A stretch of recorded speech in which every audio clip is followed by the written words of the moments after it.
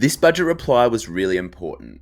Normally they're a non-event. The government of the day releases their budget, and that's what the Australian people get. However, because we are so close to an election, both parties, being Labor and the Coalition, have presented the budgets that they're going to run on for the upcoming election.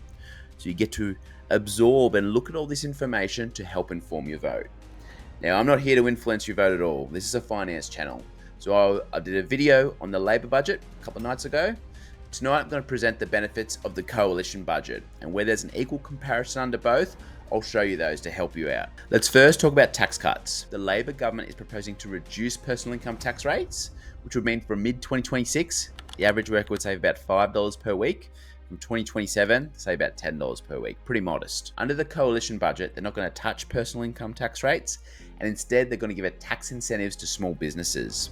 Things like the instant asset write-off for assets valued up to $30,000, and an allowable tax deduction for meals and meal entertainment for businesses up to $20,000 per year to support the cafes and restaurant industries. And what they have also proposed from day one, if they take government, is halving the fuel excise tax that you and I pay at the Bowser.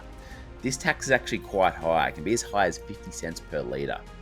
So by halving that, they're trying to tackle the cost of living pressures by reducing families' cost of fuel. For a one vehicle family, they said the savings should be about $14 per week or around $700 per year, and double that from a two vehicle family. So this cut in fuel tax should give a little bit more benefit to families than the proposed Labor tax rate. What will be key though is ensuring this cut in fuel tax is passed on to consumers, and the sellers of fuel don't just simply try and keep more profits.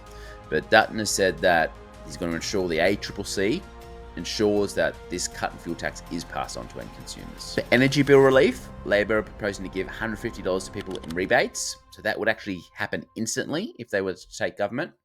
However, the Coalition, instead of giving people instant relief, wants to tackle the reason that energy prices have actually increased with their national gas plan. So under their plan, gas providers would actually have to keep about 20% of what they produce for the local market. So effectively, they're trying to add more supply of gas into our local markets, which should in the long term decrease energy prices. And to further reduce energy prices as part of their clean energy plan, they're going to support nuclear energy. Now, I know people get a little bit uneasy when the word nuclear energy is mentioned, especially after hearing like places like Chernobyl and Fukushima. However, it might interest people to know that currently in the world today, there are 440 active nuclear power stations in over 31 countries. Both budgets support apprentices and trainees, with businesses given incentives to take on these more junior roles. But they're both tackling the housing crisis in very different ways. Labor, under their budget, will continue rent assistance and will continue the Help to Buy scheme.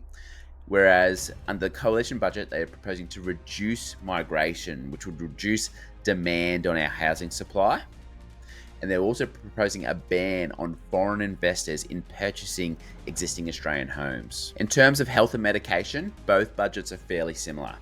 Medications under the Pharmaceutical Benefit Scheme will be capped at $25, and there's going to be significant investment in female health services and also incentives for doctors to participate in bulk billing services. Some other things announced in the Coalition budget to further tackle inflation are things like the mass reduction of public servants, which would save about $7 billion a year, an end to the Rewiring the Nation Fund, which would save about $20 billion a year.